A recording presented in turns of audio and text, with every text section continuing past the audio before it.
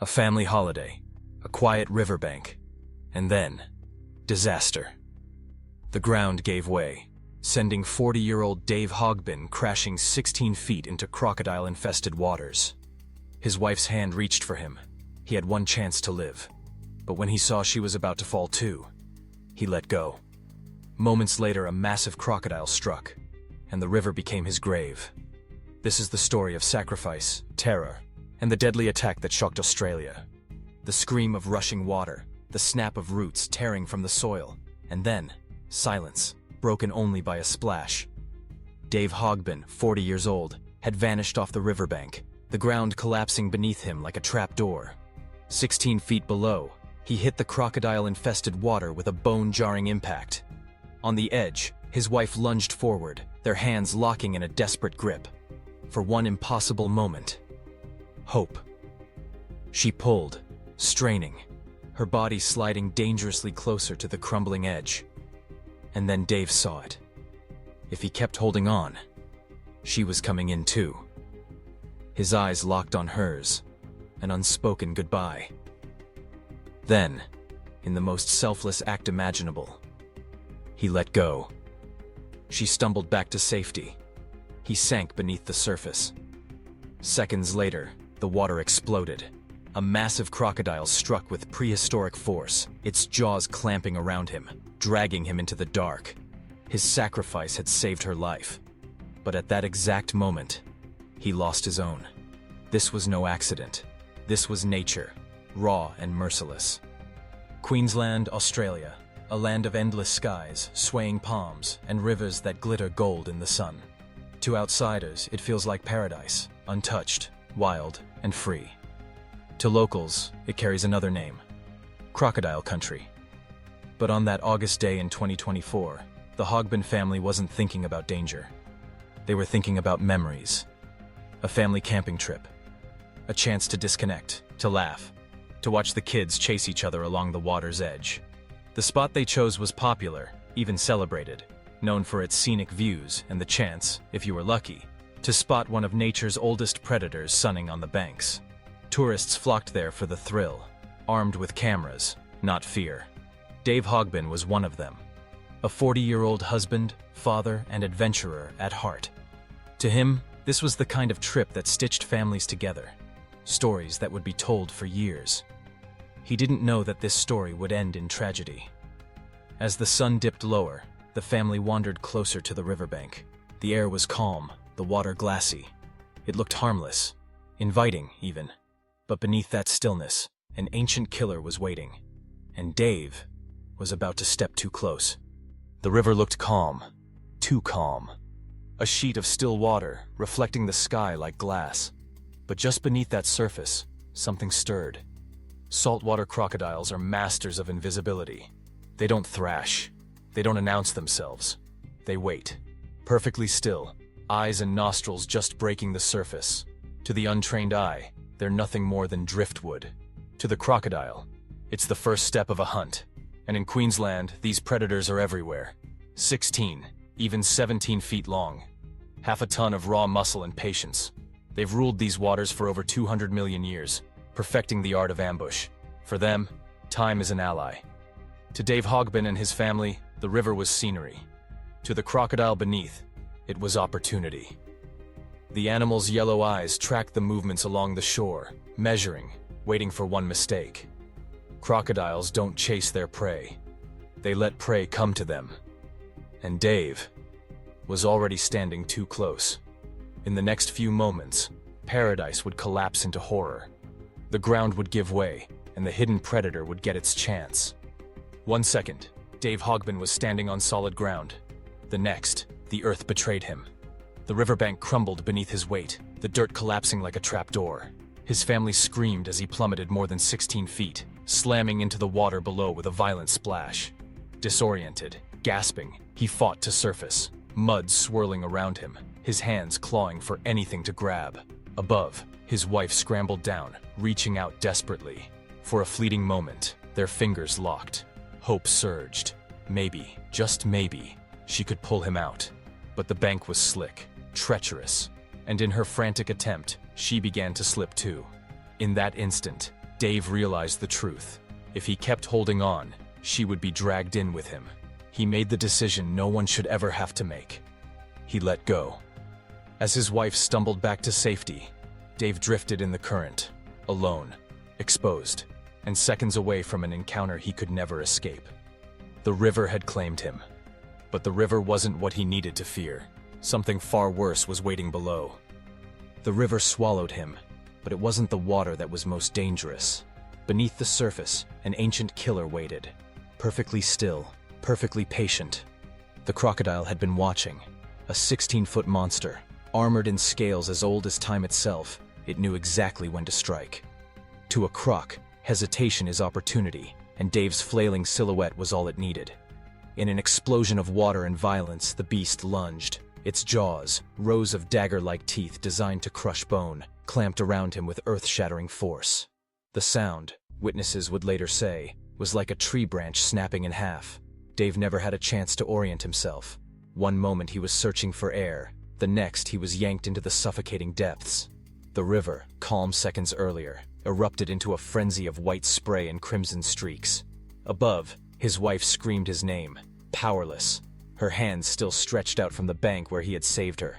But the river had stolen him.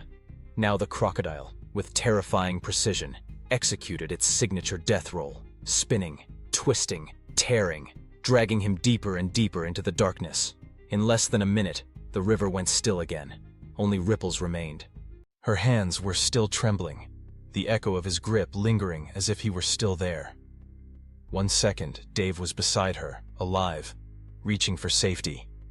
The next, he was gone, torn away in a chaos of water and thrashing reptilian muscle. His wife collapsed to her knees on the muddy bank, screaming his name into the darkness.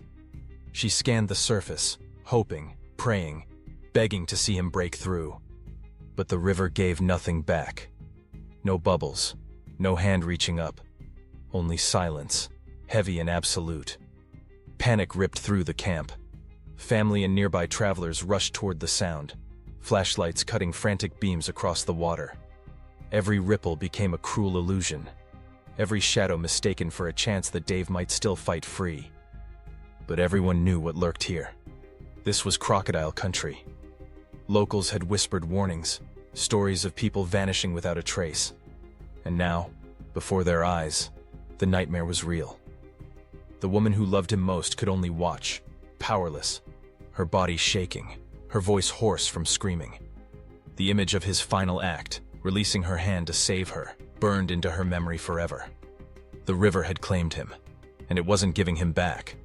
The river was alive with sound, engines rumbling, searchlights sweeping, radios crackling with urgent voices.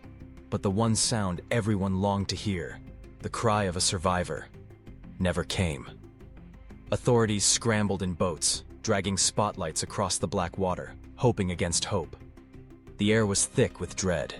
The crocodile could still be out there, circling in the darkness, a shadow beneath the surface. Searchers scanned every ripple, every broken wave, their nerves stretched thin by the knowledge that the predator might strike again. On the banks, Dave's family huddled together, shattered. His wife clung to others, her body shaking, her face wet with tears that never seemed to stop. Hours passed like lifetimes. Every minute without a sign of Dave felt like the river itself was mocking them, swallowing all hope in its silence. Locals stood by quietly, their expressions grim. They had seen this before. They knew how crocodiles worked, dragging their prey deep, holding them under until the struggle ended. And then, only then, would the animal retreat to feed. As night turned to dawn, one brutal truth settled in. This wasn't a rescue anymore. This was a recovery. The sun rose over the Queensland River, casting a sickly orange light on the water that had swallowed Dave Hogbin. Searchers, exhausted but relentless, scanned every shadow along the muddy banks. Then, movement. A ripple where the river should have been still. The spotlight locked onto a monstrous shape. A crocodile. Massive. 16 feet of muscle, teeth, and raw power. Locals knew this beast. Rumors had spread of its size, its dominance of the river. Now, in the wake of the attack, there was no doubt. This was the killer. Boats closed in cautiously. The animal barely moved, its armored back glinting in the morning light. It was too large, too dangerous to capture alive. A decision was made. Swift. Final. A single shot rang out, echoing across the water. The crocodile thrashed violently, then fell still. But the silence that followed was not relief, because what came next was worse. When the body was hauled from the water and opened, the grim truth was revealed. Inside were human remains, the nightmare confirmed.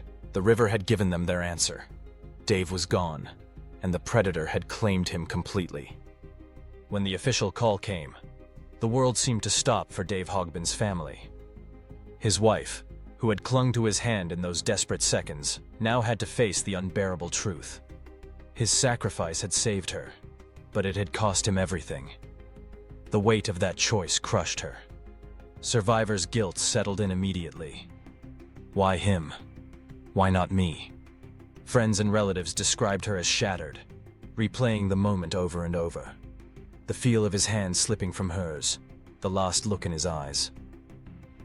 Dave's children, too young to understand the full scale of what happened, only knew that their father was gone.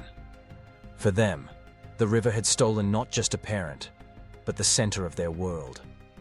News spread quickly across Australia. Strangers who never knew Dave wept at the cruelty of it. Here was a man who, in his final breath, proved his love beyond all doubt, choosing his wife's life over his own. But in the quiet aftermath, his family wasn't left with headlines or tributes. They were left with an empty chair at the dinner table, and the sound of that river echoing in their minds forever. The story of Dave Hogbin's death spread across Australia like wildfire. By morning, it wasn't just a local tragedy, it was front-page news nationwide. People were horrified, not only by the violence of the crocodile attack, but by the heartbreaking detail of Dave's last act, letting go of his wife's hand so she could live. Social media flooded with grief and outrage. How could this happen at a tourist spot? Many demanded. Campers and locals who had visited that very stretch of river now questioned how close they might have come to meeting the same fate. For Australians, who live in a country where crocodiles are both feared and respected, this incident felt different. It was raw, personal. It wasn't a fisherman wading into forbidden waters or a reckless swimmer ignoring warnings. It was a father on a family trip, standing on what should have been safe ground, suddenly ambushed by a predator that had been waiting below. Politicians weighed in, wildlife authorities were pressed for answers, and the public demanded justice, not just for Dave, but for every family who set foot near crocodile country believing they were safe. Dave's death had become more than a tragedy. It was a wake-up call. Dave Hogbin's final moments were not defined by panic, but by choice. He could have clung to his wife's hand, dragging her into the river with him. Instead, he let go. In that split second, he decided her life mattered more than his own. It was an act of love so profound that it shook the nation to its core. At his memorial, friends spoke of a man who always put others first, a devoted. Dave Hogbin's final act was not one of fear, but of love. He sacrificed himself so his wife could live, a tragedy that left a family shattered, and a nation reminded of both the ferocity of nature and the quiet strength of selflessness. But his story is just one of many where humans and animals collide in the most devastating ways. If you found this video gripping, make sure you subscribe so you never miss the next story. Because next time, we'll uncover another encounter that turned fatal in an instant. A chilling reminder that nature never negotiates. Dave Hogbin never made it out alive. His struggle against the crocodile ended in tragedy, a grim reminder of how ruthless these predators can be. But the danger of crocodiles isn't confined to the wild rivers of Australia. Thousands of miles away, in the heart of a world-famous theme park, another attack would shock the world. This time, the victim was just a 2-year-old boy, Lane Graves. The scream rips across the shoreline like a siren. "Help! He's got my boy! He's got my boy!" It's a warm June night at Disney's Grand Floridian. Fireworks haze the sky. The lagoon glows black as glass. Families pause, confused, until the water erupts. A shape, low, armored, prehistoric, whips sideways and vanishes. dragging a 2-year-old into the dark. His father dives, hands clawing at nothing, splashes, shouts, a lifeguard sprinting barefoot through sand too soft to grip. The shoreline becomes a blur of phone flashlights and terror. Then, silence. No ripples, no bubbles. Just the aftershock of what everyone heard. A single splash, a single gulp, and a child's name shouted into a lagoon that does not answer. Magic Kingdom music drifts across the water. Somewhere beneath it, the night has already decided. The Grand Floridian was glowing that night. Its white Victorian turrets shimmered under the fireworks from the Magic Kingdom. Families strolled the pathways, clutching ice cream cones and souvenir cups, the air humming with that Disney promise. Nothing bad can happen here. On the Seven Seas Lagoon Beach, the Graves family from Nebraska settled in to watch the fireworks show. The parents, Matt and Melissa, had lain between them, 2 years old, blonde hair catching the light, digging his tiny toes into the sand. The lagoon lapped gently at the shore, shallow, inviting. Signs were posted, no swimming.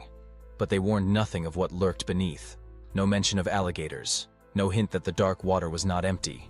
Lane splashed in the shallows, bending to scoop handfuls of wet sand into his little plastic bucket.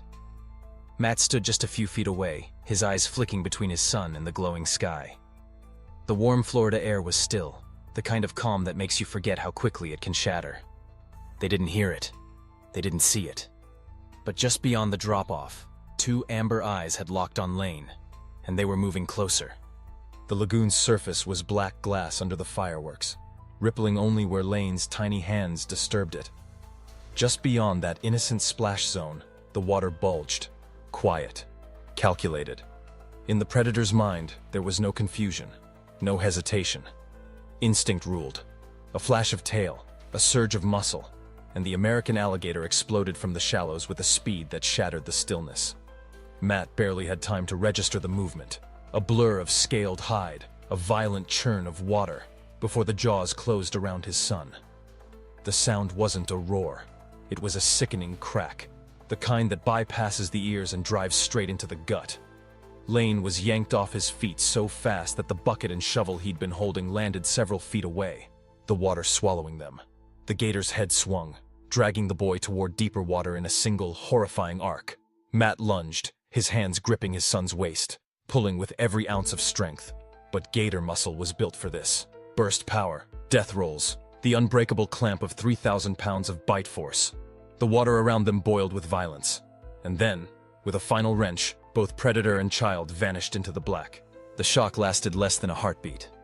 Matt Graves was already in the water, thrashing forward into the darkness where his son had disappeared.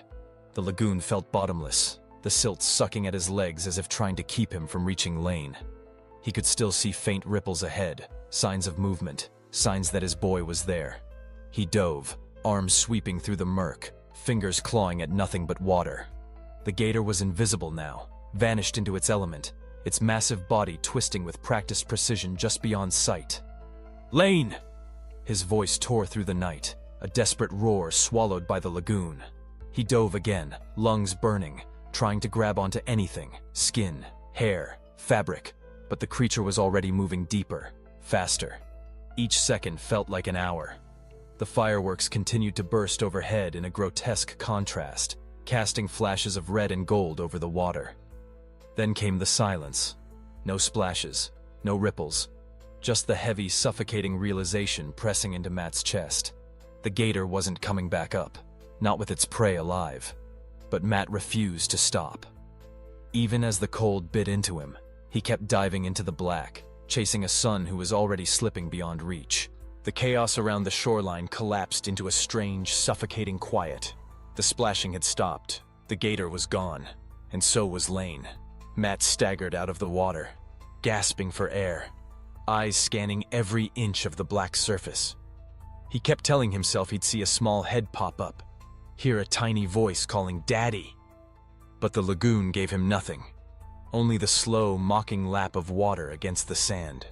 Melissa clutched at her husband's arms, her voice breaking into jagged sobs. "Where is he? Where's my baby?"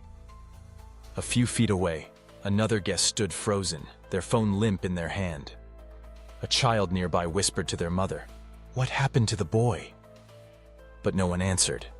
The air was thick with dread. That perfect Disney summer night had shifted into something alien. Dangerous. Somewhere beneath that still water, the predator lingered. Silent. Patient. Holding on to what it had taken. Matt's chest heaved. His eyes locked on the dark lagoon. His muscles screamed from the fight, but his mind was already clawing for another way, another chance to get his son back. The nightmare wasn't over. It had just gone quiet. Too quiet. The moment the horror clicked into focus, the scene detonated into motion. Guests were screaming. Cast members were shouting into radios. Someone yelled, "Call 911, now!" Matt was back in the water, chest deep, diving under, coming up gasping, then plunging down again. He didn't care about the gator anymore. If it came back, it could take him too. All that mattered was finding Lane. Melissa was on her knees in the sand, her hands trembling so violently she could barely press her phone's screen. Her call to emergency services came out in sobbing fragments. "My son. The water. An alligator. Please." A lifeguard sprinted from the nearby pool, scanning the lagoon with a flashlight. The narrow beam danced across the black ripples, revealing nothing but the hollow surface. The gator had vanished into the murk, and so had Lane. Guests huddled back, torn between helping and the primal fear that whatever was in there could strike again. Some clutched their children close, others simply stared, pale and silent, as the reality sank in. This wasn't an accident. This was a hunt. In those first frantic minutes, hope still clung to the air, but it was slipping away fast. The sun had fully dropped now, and the Seven Seas Lagoon had become an endless sheet of black glass. The gentle waves that had lapped so innocently against the beach minutes earlier now felt sinister, concealing something cold-blooded, patient, and ancient beneath the surface. Emergency lights strobed red against the water as the first sheriff's deputies arrived, their radios crackling with half-heard urgency. "Child in the water. Gator attack. Unknown location." Rescue boats pushed out into the dark, their motors growling low. Spotlights swept in wide arcs, revealing only fragments. A floating palm frond, the faint glint of an eye that vanished the instant the beam hit it. Somewhere out there, the predator was still lurking. On shore, Disney staff began ushering guests back, building a cordon to keep them away from the shoreline. But the Graves family stayed. Matt's shorts clung heavy with lagoon water, his face pale, his arms streaked with scratches from where the gator's tail had whipped him. He refused to move more than a few feet from where Lane had been pulled under. The air hung thick, humid, and unmoving. Each passing minute made the odds grimmer.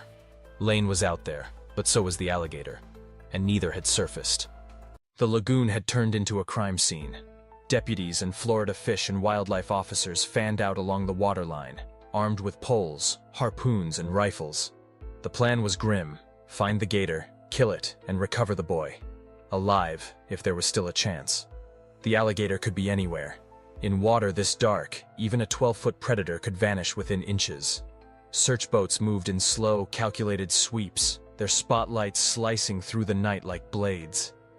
Every few seconds, a light would catch something, a ripple too deliberate, a shape just under the surface, and adrenaline would spike, only for it to dissolve into nothing. Traps were deployed, baited with raw chicken, the scent meant to lure the reptile into a fatal mistake. Officers and waiters stepped into the shallows, their boots sinking into soft silt, the black water rising to their hips.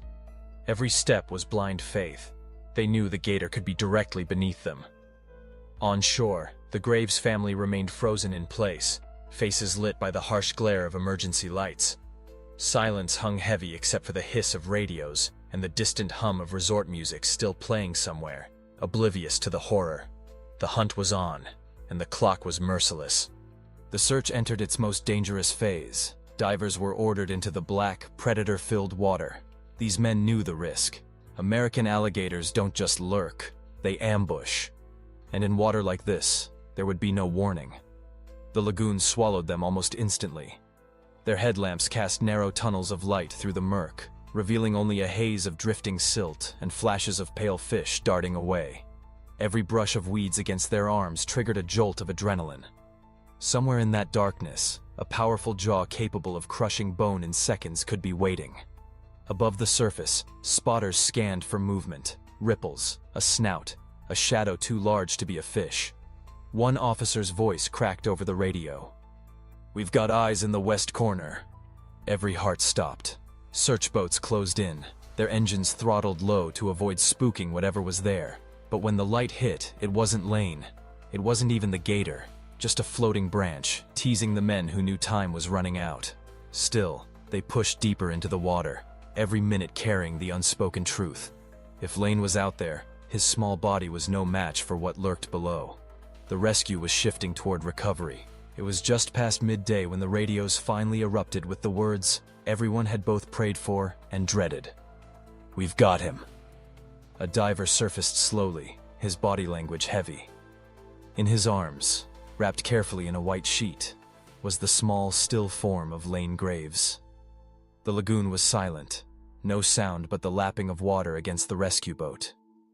Even the birds seemed to have gone quiet, as if nature itself understood the gravity of what had just been found. Lane had been located near the bottom, not far from where the attack happened, hidden in a shallow drop-off where the murky water concealed everything beneath. It was the very spot the gator had dragged him toward in the frantic seconds after the snatch. A predator's natural instinct to stash prey underwater until it was safe to feed. Rescuers handled the child with reverence, their voices hushed. One officer removed his cap, his eyes glistening. They had found him intact, but the marks left behind told a chilling story, one of force, speed, and overwhelming power. The mission was over, but the lagoon still felt like an open wound. The recovery had brought answers, but it had also crystallized the horror of that night. When Matt and Melissa Graves were told their son had been found, it wasn't relief that washed over them. It was the crushing weight of reality. For nearly 16 hours, they had clung to a shred of hope that Lane might somehow be alive. Now, that hope was gone. They were led to a quiet, private room away from the press, away from the crowd still enjoying their vacations just a few hundred yards away. The white sheet lay across a small body on a stretcher. The room seemed frozen in time, every movement deliberate, every breath audible. Melissa fell to her knees the moment she saw him, her sobs echoing off the walls. Matt, stoic through the night, collapsed too, his hands trembling as he brushed back Lane's hair. The reality was unbearable. His little boy's face was still, his eyes closed forever. No parent is meant to see their child like this, still in the clothes he'd worn that night, his small shoes still damp. The only sound was Melissa whispering, "I'm so sorry, baby. I'm so sorry." In that moment, the world outside ceased to exist. The lights of the happiest place on earth might have still shone, but for the Graves family, everything had gone dark. Weeks after Lane's death, the manicured lawns of the Grand Floridian bore a new and haunting addition. A small lighthouse statue, pristine white, standing at the edge of the lagoon. Disney called it a tribute. For Matt and Melissa Graves, it was both a symbol of their son's light and a reminder of the darkness that had taken him. The memorial was quiet, unassuming. Tourists passed it every day, some stopping to read the plaque, others hurrying past, unwilling to linger on tragedy in the middle of their holiday. But for those who knew, that lighthouse didn't just mark a spot. It marked the moment innocence was lost on Disney property. Disney had moved swiftly after the attack, erecting fences, posting "no swimming" and "beware of alligators" signs, and reshaping the shoreline. It was a silent admission that what happened to Lane could have been prevented. On dedication day, the Graves family stood together, holding each other upright as the Florida sun beat down. They didn't speak much. There were no words that could bridge the chasm left behind. The lighthouse gleamed in the daylight, its shadow stretching over the very place where a little boy had been taken. And everyone present knew this memorial should never have needed to exist.